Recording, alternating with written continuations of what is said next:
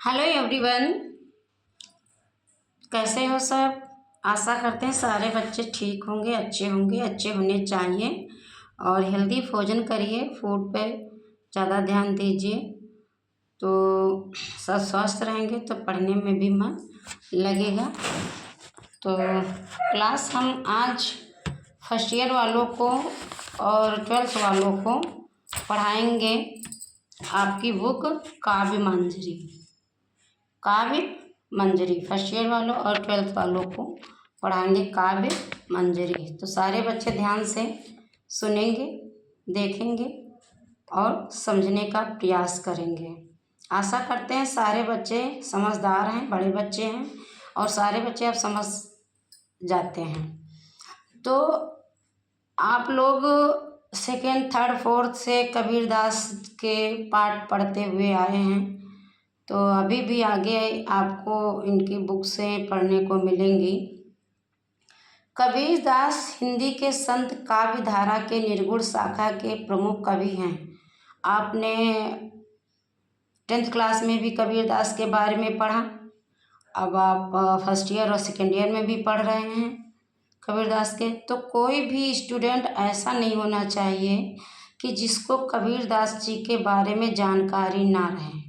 सारे बच्चे कबीरदास जी को अच्छी तरह से, उनके जीवन परिचय, उनकी भाषा शैली, उनके साहित्य के बारे में अच्छे से याद कर लें।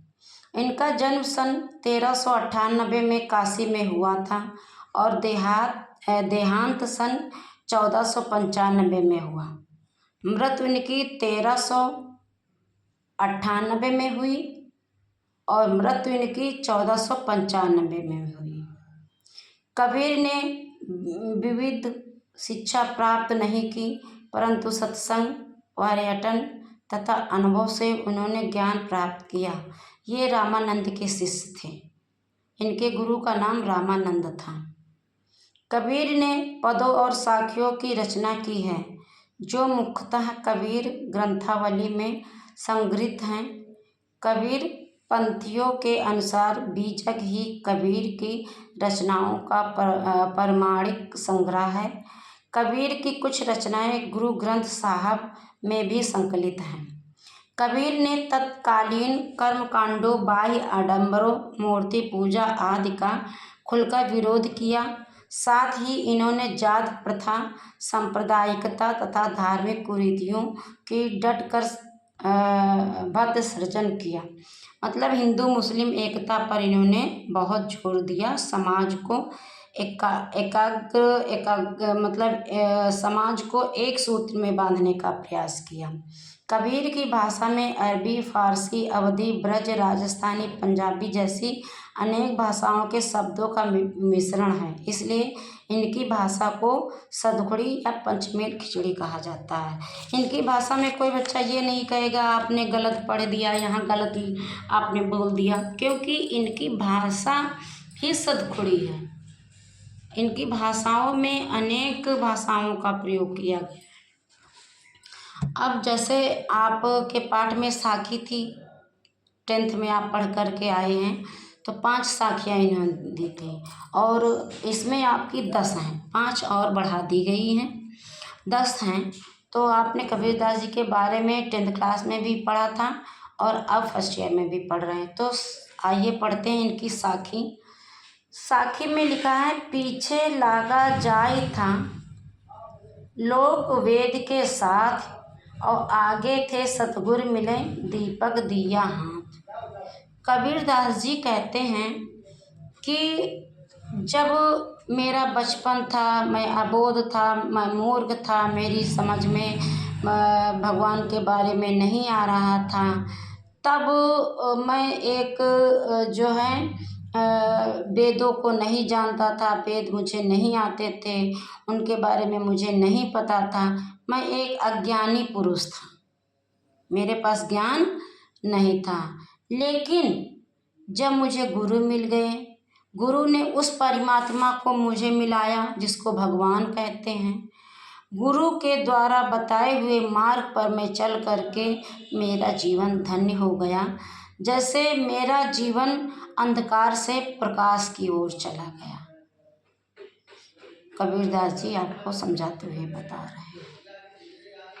जैसे किसी ने अंधेरे कमरे में एक दीपक जला दिया हो और वह कमरा रोशनी से भर गया हो, ऐसे ही मेरे जीवन में भी हो गया।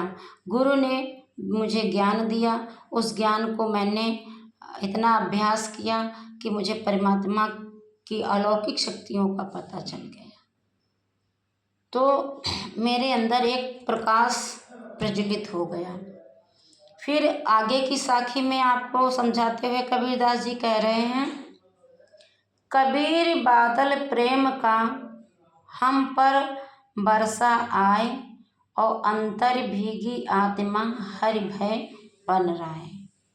जैसे बरसात में जंगल में जब पानी बरसता है, चारों तरफ हरियाली ही हरियाली हो जाती है, इसी तरह एक अज्ञान पुरुष के अंदर अगर ज्ञान का प्रकाश हो जाता है, उसे भगवान की प्राप्ति हो जाती है, उसे गुरु के बारे में ज्ञान हो जाता है, तो उसका जीवन धन्य हो जाता है। उसके अंदर की आत्मा ही परमात्मा में लीन हो जाती है। उसको सिर्फ चारों तरफ गुरु ही परमात्मा के ही दर्शन होते रहते हैं। अगर सच्चा व्यक्ति है तो परमात्मा को प्राप्त करता है। आगे कबीरदास जी समझा रहे हैं आपको, बांसुरी सुख नौ राणी सुख न सुख सपने माही, और कबीर बिछटिया राम सुख न सुख धूप न छां।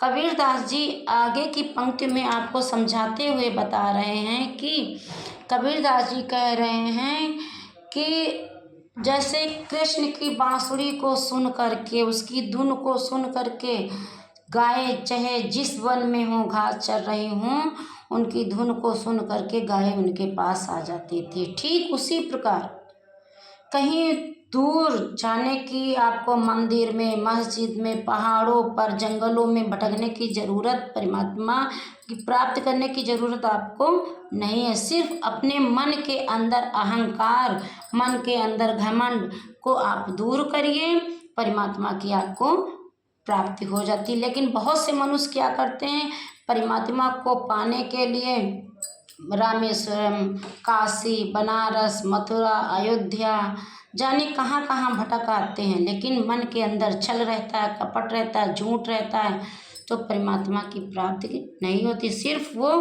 मूर्ति पर पैसा चढ़ा करके, मूर्ति पर अपना प्रसाद चढ़ा करके आ जाते हैं।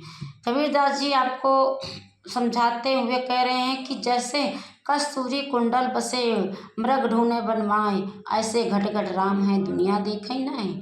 क्या उस राम को नहीं पता है, उस परमात्मा को नहीं पता जिसने आपको इस पृथ्वी पर, इस मृत लोक में आपको भेजन है?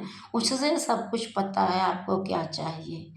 आपने 1000 का प्रसाद चढ़ाया और भगवान से 10,000 का वरदान मांगा, तो वो आप 1000 का प्रसाद जब चढ़ाते हो, 10,000 का मांगते हो परमात्मा से।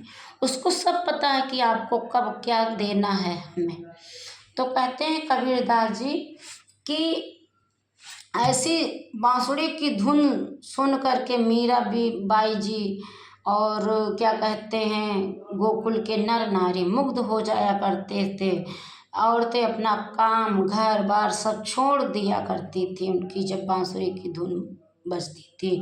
और योगी पुरुष वही होते हैं जो परमात्मा की प्राप्ति के लिए तन मन धन से योग्य करते हैं, वही योगी पुरुष कहलाते हैं, वही सच्चे गुरु माने जाते हैं।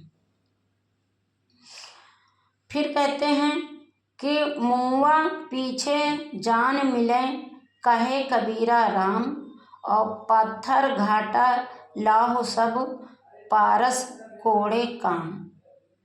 कबीरदास जी आपको आगे की साखी में समझाते हुए कह रहे हैं कि पत्थर को घिस घिस करके, लोहे को काट काट करके आपने उसको चमका दिया और कह दिया कि ये पारस है, ये एक क्या कहते हैं, कीमती पत्थर है।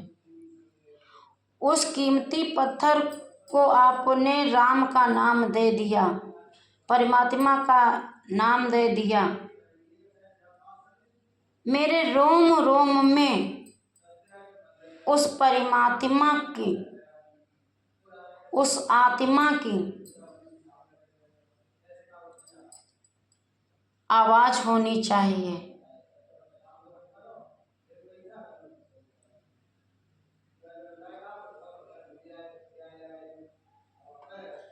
जैसे एक व्यक्ति पत्थर को काट काट करके सुंदर सी प्रतिमा बना देता है, ठीक उसी प्रकार आपको परमात्मा की प्राप्ति के लिए एकाग्रचित होना चाहिए, एकाग्र मन होना चाहिए, भटकना नहीं चाहिए, लालच नहीं करना चाहिए, ईर्ष्या नहीं करना चाहिए, जलन नहीं करनी चाहिए, तब परमात्मा की प्राप्ति हो सकती है। फिर कबीरदास जी आपको क्या समझा रहे हैं, कह रहे हैं आँखड़ियाँ झाई पड़ी पंथ निहार निहार, और जी बढ़िया छाला पड़िया राम पुकार पुकार। कहा जाता है कि कबीरदास जी आपको समझाते हुए कह रहे हैं कि जैसे सबरी माँ, सभी का एग्जाम्पल हम दे रहे हैं यहाँ पर। सबरी को क्या पता था कि राम हमारे यहाँ आएंगे या नहीं आएंगे, लेकिन उसके अंदर एक लालसा थी कि कभी न कभी राम आएंगे। तो वो क्या करती थी, जंगल जाती थी, वहाँ से बेर पक्के लाती थी, उनको चख करके रखती थी। जो मीठा बेर होता था एक टोकरी में रखती थी, और जो अच्छा नहीं होता था उसको फेंक देती थी। और मन में क्या गुनगुनाती थी, राम आएंगे तो अंगना बहारूंगी। ऐसा ना, राम आएंगे तो मंगल गाऊंगी, मेरे झोपड़ी के भाग आज खुले जाएंगे, राम आएंगे, राम आएंगे आएंगे राम आएंगे।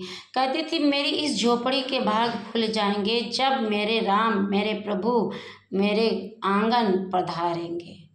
तो हर व्यक्ति को परमात्मा की प्राप्ति के लिए ऐसे एकाग्र चित्त होना चाहिए, एकाग्र मन होना चाहिए परमात्मा की प्राप्ति के लिए। तो क्लास आज हमने 5 साखियाँ आपको पढ़ाई हैं, first year and second year वालों को। तो सभी बच्चे इन पंक्तियों को पद्यांश पर आधारित प्रश्न लिखिएगा और उनके उत्तर स्वयं बना के लिखिएगा। Thank you class. आगे की साखी नेक्स्ट टाइम पढ़ाएंगे।